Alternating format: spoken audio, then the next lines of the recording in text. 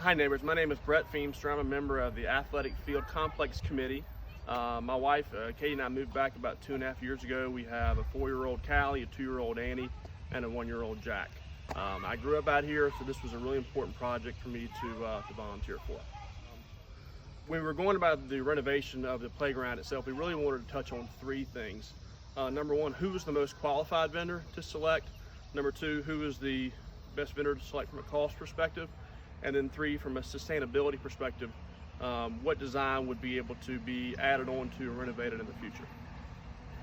When we were selecting a vendor that was going to be the most qualified for the playground, we found that the playgrounds they were looking around in the southeast and even around the country, landscape structures names kept coming up. They weren't your typical pole, chain, and swing vendor, that they were a more innovative approach. And really, the majority of the playgrounds that we saw where people said, hey, that's a great playground, they ended up being the vendor. Landscape Structures provided the best design as far as from an innovative approach. There were multiple other vendors that gave us a bid for the project, but it was just your typical pole, chain, and swing.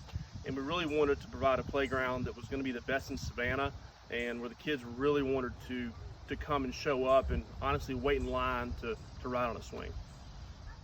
From a sustainability standpoint, we found that the existing playground that was there was going to have to be ripped out completely, the foundations, the supports of the playground itself. So when we selected Landscape Structures, we found that the supports and foundations that they provide for the playground can actually be added onto later on down the road. So from a cost perspective, it made a lot more sense to go with Landscape Structures versus a vendor where their foundations and supports have changed over time.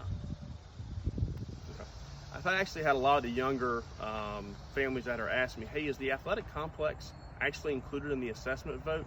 And the answer is yes. So in this upcoming assessment vote, I, as well as a lot of the other committee members, ask that you vote yes.